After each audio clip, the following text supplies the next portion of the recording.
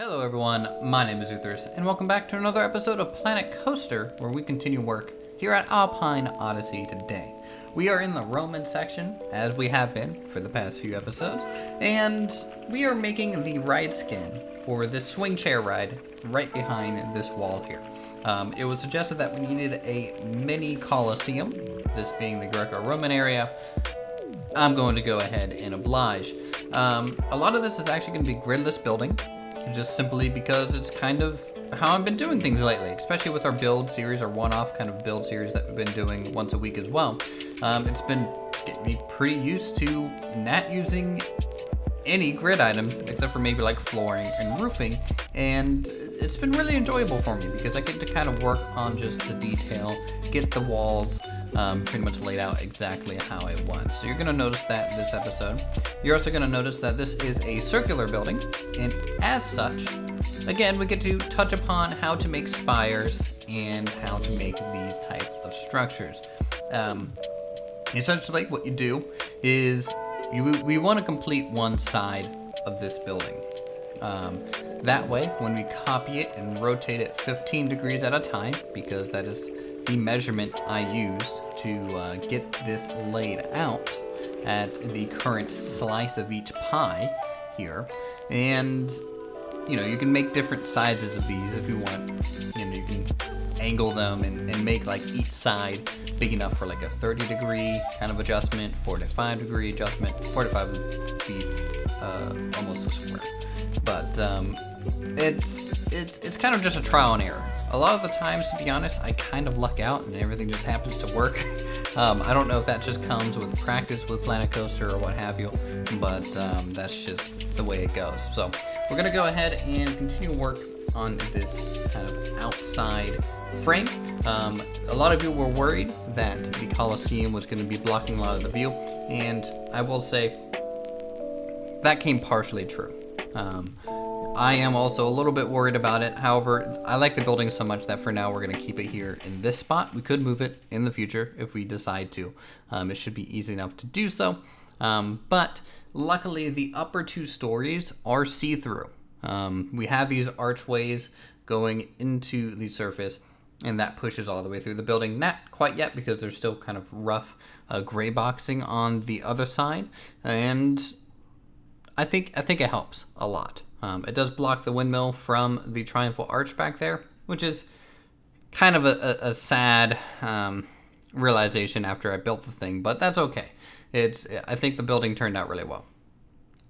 So what we're doing, we finished the exterior there, and we're using very heavy columns, combinations of different columns, coloring them all to kind of match the arch behind. You know, we're using that painted kind of sandstone-ish color, using the same kind of pillar layout, and just trying to throw in as much little details, nooks and crannies into these as possible. But also, again, I guess trying to save a little bit in part count. I think this structure ends up, once you kind of copy everything around, to be close to 15,000 parts. So you got to be careful. Alpine Odyssey, we're getting about 18 FPS when it's paused and 10 FPS when it's playing with 1,000 guests. It's gonna be rough, but I think, you know, we've been getting 18 to 24 FPS pretty consistently for quite a long time now, at least when it's paused. I don't think Alpine Odyssey is gonna run much worse than that, no matter what we do at this point. It's unpaused is the thing that we had to really worry about. When the simulation kind of gets going, that really tanks the FPS down to 11 right now. And I am a little worried about that, but if nothing else, we can have an empty park that looks really, really good. Using windows, again, for walls here, now that we have a lot of the columns and a lot of the weight-bearing sections of this thing. And since it is a lot of see-through elements, you do have to kind of take into account the interior, make sure the walls are sealed up and not clipping an abundant amount. We do get a little bit of clipping, but that's just kind of Planet Coaster in a nutshell anyways.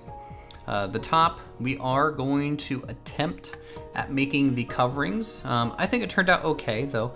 You guys are definitely welcome to give me your feedback on it. There are like shaders on the actual kind of designs of the Roman Colosseum. Again, this isn't an exact replica of one because it's obviously not as big, and it's missing a lot of the statue details and things like that. But I did want to capture at least some of the elements, and the little kind of shaders, then a lot of the concept art or reference images of the finished Colosseum is what I'm really doing here. At this point, you go ahead and you make a full slice. So what we do, we set up the left and the right side just right across from each other, and then you rotate that around 15 degrees at a time, and you make a big circle just like this. Test it out, make sure no one's going to lose their legs by clipping the building. And then you can go ahead and work on the ceiling detail. Now the ceiling detail, when you do round or these spire-like constructions, it's always one side of the piece of the pie here, because as you copy that over, that join is going to copy and essentially seal up the next joint and the next joint all the way around the whole structure. So that's why we add that thicker pillar there that you can kind of see on the left side, and then we go ahead and start to work using these little banners, drapes, to get some sort of covering going. Using the arched one to kind of get a little bit of a pattern, like some sort of unfolding pattern to it, and then we just simply string it down across the whole supports. Now, I don't know the support system that people really think they used. I didn't look into it too much, but this is kind of just from a glance how I think it could have worked. It could have been on runners on a rail, supported by ropes and things, and they can just pull it almost like a sideways blind, and adjust it depending if it's really worth having them out there, or maybe bad weather, you want to be able to pull them in just so they don't get damaged. And I think it turned out pretty well. We do have ropes on the other side just to keep it a little bit interesting, and I did try to angle some of the drapery on the bottom side just to keep that a little bit more of a 3D shape rather than just having this thin plane. It does help, I think, from the side views. It makes it look a little bit more bellowy and a little bit more full in shape. We'll also add a few of these drapes on the pillars just as like little banners hanging off the Colosseum in the red and off-white colors that we have over by the main plaza.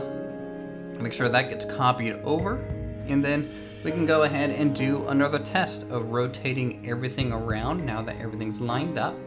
And this test is, of course, to make sure the gap fill that we made is working.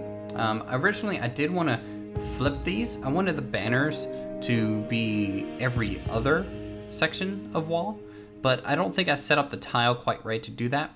It didn't look good. So we end up kind of fixing that this episode. But overall, this is kind of the finished shape of the Colosseum, right? Like, we have a lot of stuff going on with it. I'm just checking part counts compared to other buildings there that you guys just saw, so nothing to really mention. A little bit of a day-night, making sure that the blinds are working, in air quotes.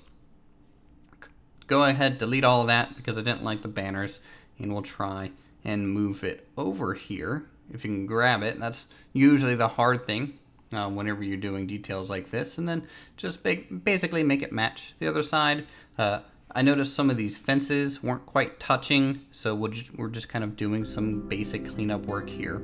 A lot of the times when you do spires or round buildings, it's best to just get rid of all the slices, fix what was bugging you, and then recopy it around. There will be times where I don't want to do the whole recopy process, or maybe it's only going to affect part of the building, such as this. And this is, we're going to adjust a lot of these to be different lengths. I wanted this to make it basically to sell the fact that these blinds go out and in, and what better way to do that than to actually delete some of them and make it look like they're getting pulled in.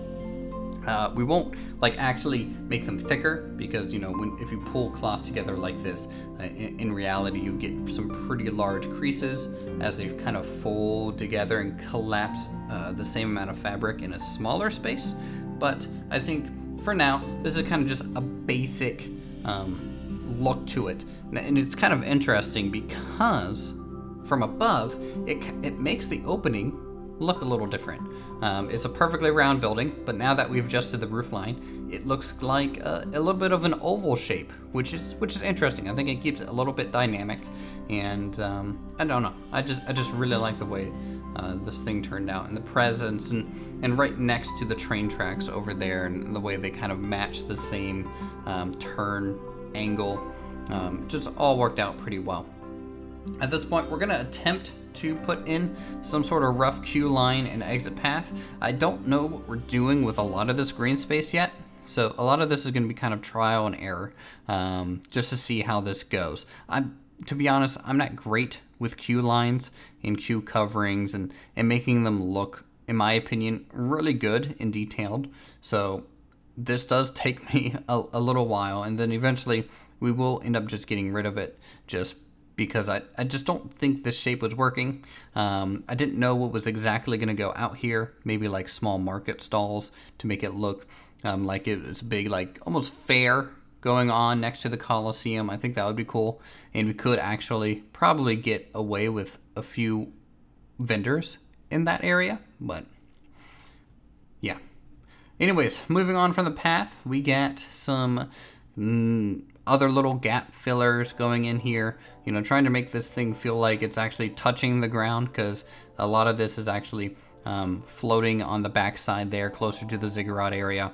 We're gonna pull out some of the columns just to create a entryway and exit point. Now these are gonna just be simple little structures, columns on either side with a little bit of a footer and a little bit more of a bulky roof. Originally, I wanted to use the brick here for the roof, but it was too long and the overhang was too bulky, so we just have to kind of settle for using pillars first as a nice frame for the front of the entryway here. Some main side supports as well, and we'll kind of bump it through the front side just to capture some additional detail. And then we'll just use red planks, because red, why not? A lot of red colors are going to be used in this section most likely. It's going to be like the main highlight color, I think, for the Roman area.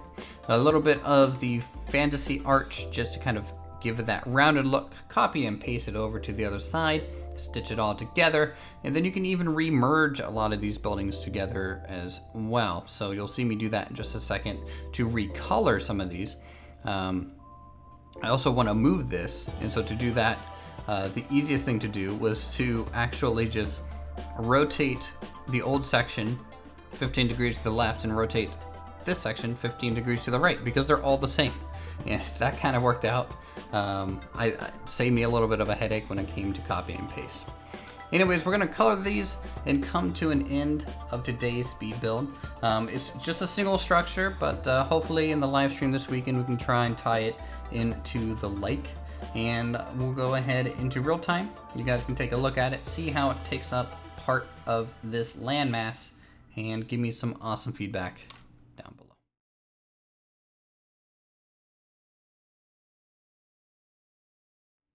Okay, so here we are, taking a look at our Roman Colosseum, and I think it turned out really well, as I said in the episode, and it does fit the nice kind of aqueduct look that we have for the train tracks. A lot of these arches right next to each other always looks really cool, really dynamic, adds a lot of detail, when in reality you're just kind of copying the same shape over and over, but it makes everything look a little bit more complicated than you might expect otherwise. We get the nice little shaders up top kind of there, and you can see the reason I hung the smaller ones down beneath, just to give it a little bit of that 3D look. And as you go just through, even though this is like really flat, if you actually come up like this, it just makes it feel a little bit more alive. And I think I was just really happy with the way that turned out. I was really surprised that worked as well as I thought. Here currently the exit tunnel needs a little bit of work from the Aztec area. We're still going to try and figure out where we want these to merge and how to merge, as the train kind of merges onto the aqueduct. For those of you who might not have seen last week's live stream going across there, we do plan on putting statues along this every so often, and I think next weekend we're going to be making a Poseidon statue to go with our Athena here, just so we have a little bit of variation. We get the nice tall thin trees, very Roman-esque in my opinion. That's what these type of trees make me think, lining kind of the street near farmland and things. We got the exit here, the entryway here. These can be swapped. I'm not 100% sure still yet what we want to use this green space for, but I'm sure you guys will let me know some awesome ideas. And then as we come up above the Colosseum, you can just take in all the sights. I recolored the swing to kind of match the coverings up here. I think that made sense. I kind of wish I could get rid of some of the motifs on this thing to kind of just make it look a little bit more plain, as I think it's maybe a little bit too gaudy for Roman, but overall I think it turned out pretty well. We don't have any lights in here just yet, but I'm sure we can add some eventually. We do have small representation of seating, just a little bit of steps in here. Again, very thin structure. This is more of an abstract representation of what the Colosseum represents and potentially could have been. A lot of nice little drapes though on the interior for sure. The entryway is pretty plain as well to actually get inside. But as we pull back here, I think you guys will like the footprint and everything, and just the way that the whole silhouette just works out.